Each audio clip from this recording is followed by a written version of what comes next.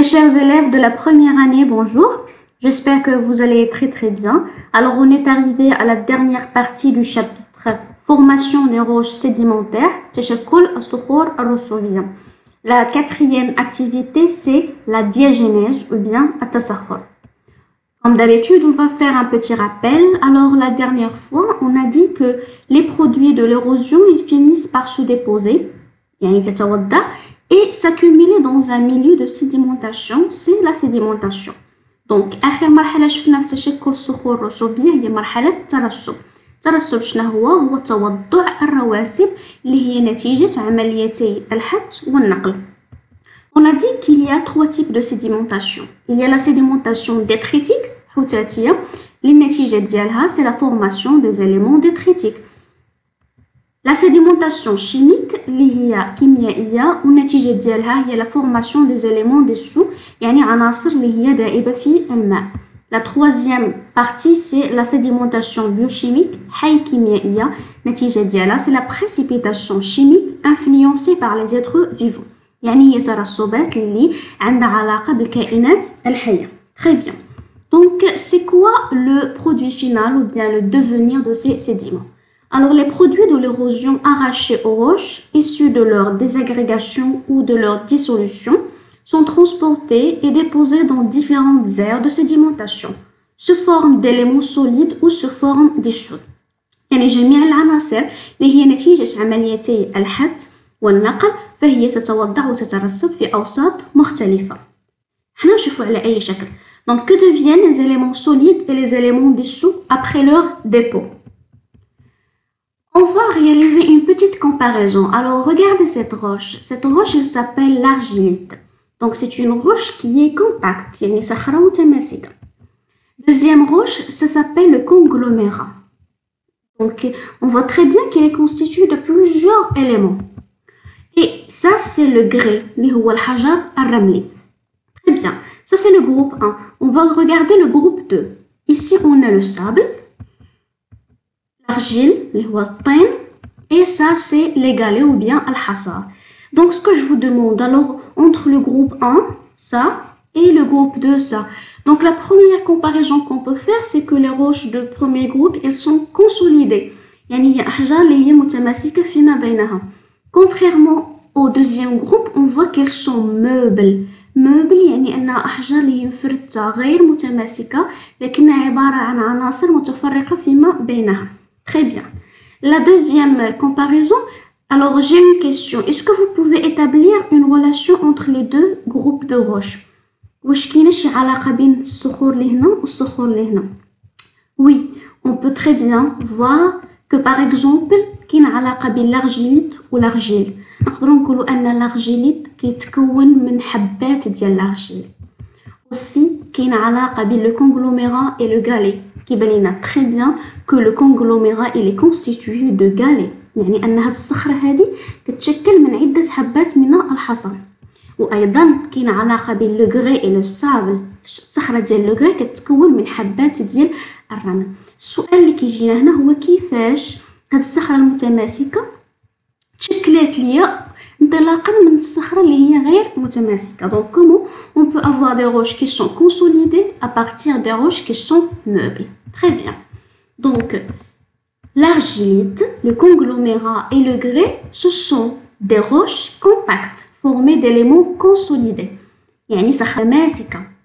Par contre, on a l'argile, le galet et le sable, ce sont des roches meubles constituées d'éléments dispersés. يعني هي أحجار اللي هي متفرقة الحبات ديالها غير متماسكة بتاتا. Très bien. Donc comment les sédiments se transforment en roches sédimentaires? كيف تتحول الرواسب إلى صخرة رسوبية متماسكة فيما بينهم. Regardez cette image. Donc ici on parle du processus de la sédimentation. Vous voyez très bien que ça c'est un bassin sédimentaire يعني حوض الترسب. Le moyen de transport, bien évidemment, c'est l'eau au niveau de la rivière. Donc, vous voyez ici, la première chose, on a le dépôt des sédiments. يعني التوضع ديال الرواسب. Au fur et à mesure qu'on descend jusqu'au fond du bassin, يعني ما حدنا كنزلو للقاع ديال الحوض الترسب, on voit très bien que la pression il augmente يعني أن الضغط كيزداد. مع هاد الضغط كيزداد qu'est-ce que vous regardez on voit que il y a l'élimination de l'eau. حنا كنعرفوا أن الضغط ملي غيزداد دونك غتزاد الحرارة، والحرارة اش غادي دير فهي سوف تؤدي إلى تبخر الماء والتخلص منه، وبالتالي ما غاديش يبقى عندي الماء هنا. شنو غادي يبقى عندي؟ غيبقاو عندي الرواسب فقط. وفي الطبقة الأخيرة on voit la formation d'une roche sédimentaire. Donc on voit très bien que les sédiments ils deviennent compacts, donc ils se consolident. يعني أن هاد الرواسب فيما بينها فهي تتماسك وتعطيني صخرة اللي هي متماسكة في قاع حوض الترسب. Très bien.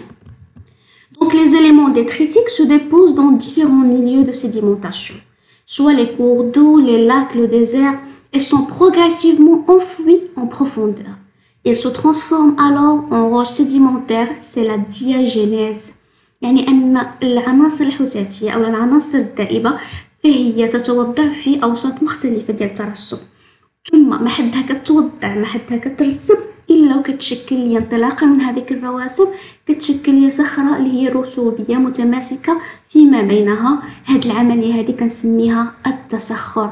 يعني التسخر بصفة عامة فهو تشكل صخرة رسوبية انطلاقا من الرواسب. Très bien. باش نفهموا أكثر on va réaliser ce schéma. Donc ici qu'est-ce qu'on a? On a des grains de sable et ils sont bien évidemment dispersés, donc ils ne sont pas compacts. Alors ça c'est le dépôt des sédiments. أول مرحلة هي توضع الرواسب. Très bien. Que se passe-t-il après? On voit qu'il y a un enfouissement et compactage. Compactage يعني الضغط. يعني ما حد هذيك الرواسب كترسب في قاع البحر كتجي رواسب اخرى فوق منها كتبقى انها كتماسك وكتضغط على بعضها البعض. وهنا شنو غيوقع للماء اللي كان وسط هاد لي غران دو سابل؟ bien sûr il va s'évaporer فيتبخر. Donc on va se débarrasser de l'eau. Pourquoi? Parce qu'il y a l'augmentation de la pression et de la chaleur. بعد الضغط والحرارة غيخليني نتخلص من الماء الموجود بين حبات الرمل. Donc ici la circulation d'eau saturée. هنا غنتخلص من الماء وعلاش غنحصل على صخرة اللي هي متماسكة بفضل لو سيمون. هنا كيتشكل ليا بين حبات الرمل لو سيمون هي السيمة. دونك لو سيمون هو اللي غيخليني نربط بين عناصر الحوتاتية ديال الرواسب وتشكل صخر متماسكة. هاد العملية كتسمى السمنة la cimentation. On va voir un autre exemple, celui de grès, يعني مثال ديال الحجر الرملي. Vous voyez ici qu'au fur et à mesure qu'on descend jusqu'au fond du bassin sédimentaire, on voit l'augmentation de quoi? De la pression. Qui dit augmentation de pression dit augmentation de chaleur. Et vous voyez ici les grains de sable, ils sont dispersés. Aussi il y a des particules argileuses يعني عناصر اللي هي طينية. هنا كنلاحظوا بلي كاين لو كي سيركول اونتر لي زيليمون. شحال النسبة ديال الماء هنا؟ سي 56%. ما حدنا كننزلو في التحت في القاع. دونك il y a l'augmentation de la pression ou en même temps il y a la diminution de la teneur en eau. يعني ما حد الضغط كيتزاد والماء كينقص. ما حد الماء كينقص الا وهذوك الحبات فهي كتماسك فيما بينها، وفي الاخير كتبقى النسبه ديال الماء غير 15%. علاش؟ لان النسبه الاخرى فهي تبخرت بفعل ارتفاع الضغط والحراره. Comme ça, donc vous voyez les sédiments ici, ils sont dispersés dans l'eau. Au fur et à mesure qu'il y a la sédimentation et le dépôt de sédiments, on va se débarrasser de l'eau jusqu'à ce qu'on arrive à une roche qui est compacte, consolidée. العناصر ديالها متماسكة وشكون اللي كيربط بيناتها هو لو سيمون. هاد العملية كتسمى السمنة. Très bien. Donc c'est quoi la diagénèse? La diagénèse englobe tous les processus chimiques et mécaniques qui affectent un dépôt sédimentaire après sa formation. La diagénèse se déroule en deux étapes. إذن أصدقائي فإن التسخر هو عملية تشكل صخور رسوبية انطلاقا من الرواسب. يمر بمرحلتين. La première étape c'est l'enfouissement et le compactage. أولا هو التماسك ديال حبات الرواسب. Donc les débris d'origine minérale ou organique. Ce processus se réalise au fur et à mesure que d'autres sédiments viennent recouvrir le dépôt pour l'amener progressivement sur plusieurs dizaines, centaines ou même milliers de mètres de matériel. إذا المرحلة الأولى هو تماسك ديال الحبات، يعني كيبقى توضع والترسب ديال الرواسب إلى حين حدوث ضغط كبير. Deuxième étape, c'est la cimentation des grains. المرحلة الثانية هي السمنة. Donc il s'agit d'un processus chimique qui est simple. Alors l'eau qui circule entre les grains, il finit par être sursaturée en certains minéraux. Il précipite alors ces minéraux dans les pores des grains du sable et ceci vient souder ensemble les particules de sable. نشرح لكم أكثر. قلنا أن الماء كيكون فيه عناصر اللي هي دائبة، يعني فيه معادن اللي هي دائبة. ملي كتكون هاد المعادن مع الضغط لو غادي يولي مشبع بهاد العناصر المعدنيه. هاد العناصر المعدنيه هي اللي غتسودي، كنقولوا حتى بالدارجه غتسودي ليا بين العناصر ديال الرواسب، بحال كتسد الفجوات اللي كاينه بين العناصر المتفرقه، غتجمع بيناتها وغتكون ليا صخره اللي هي متماسكه. دونك on obtient une roche sédimentaire. Alors, quelles sont les étapes de la formation des roches sédimentaires? La première étape, on a vu, c'est l'érosion. L'érosion, c'est la désagrégation des roches. Donc, il y a ظاهرة ديال الحت وتفتت الصخور. Après, il y a le transport, donc le transport des sédiments issus de l'érosion. من بعد le transport كيجي ترسب، la sédimentation يعني توضع الرواسب سواء كانت عناصر حتاتية أو كيميائية أو حي كيميائية. من بعد الترسب كيجي التسخر اللي هو تشكل صخور رسوبية انطلاقا من الرواسب. Donc on a terminé la formation des roches sédimentaires, mais comment on peut les classer? كيفاش نقدروا نصنفوا هاد الصخور الرسوبية؟ نقدروا نصنفوا الصخور الرسوبية selon l'origine de ses constituants، يعني طبيعة ديال المكونات ديالها، اولا نقدروا نكلاسيوها على حسب التركيبه الكيميائيه ديالها، اولا على حسب لا تاي دي كونستيتيون، يعني على حسب القد ديال العناصر المكونه لها. Selon l'origine et la composition des sédiments, on peut établir le classement suivant. يعني إلا اعتمدنا على المكونات ديال الصخرة فاحنا غيخرج لينا التصنيف التالي. عقلتوا باللي في لا سيديمونطاسيون on a dit qu'il y a 3 types. كاين الترسب الحتاتي كيعطيني دي زاليمون ديتريتيك، الترسب كيميائي غيعطيني دي زاليمون ديسو دائبه، والترسب الحي كيميائي غادي يعطيني عناصر اللي هي فيها كائنات حيه. انطلاقا من هذا التصنيف غنحصل على صخره حتاتيه انطلاقا من عناصر حتاتيه، صخره كيميائيه انطلاقا من عناصر كيميائيه ذائبه في الماء، وصخرة حي كيميائية انطلاقا من ترسب عناصر كائنات حية. يعني عندي 3 الأنواع ديال الصخور الرسوبية، صخرة كيميائية، حتاتية، وحي كيميائية. نعطيكم أمثلة على كل نوع. On va commencer par les roches détritiques. Ce sont des roches sédimentaires qui résultent d'une sédimentation et d'une accumulation des débris provenant de l'érosion mécanique d'autres roches préexistantes. بكل بساطة الصخور اللي هي حتاتية فهي ناتجة عن حت وتفتت صخور الصخرة الأم بطبيعة الحال، وكتؤدي إلى ترسب في أوساط مختلفة. دونك هي نتيجة حت ميكانيكي. نعطيكم أمثلة. عندي دي روش موبل يعني متفرقة، les particules ne sont pas soudées. و دي روش consolidées يعني صخر متماسكة، les particules sont soudées par un ciment، يعني أن جزيئات مرتبطة فيما بينها بواسطة un ciment. نعطيكم أمثلة على روش موبل. قلنا لو sable، l'argile، طين، les cailloux، أحجار صغيرة، و le gravier اللي هو الحصى. pour les roches consolidées on a le grès، حجر رملي، l'argilite اللي كيتكون انطلاقا من الطين، et le conglomérat.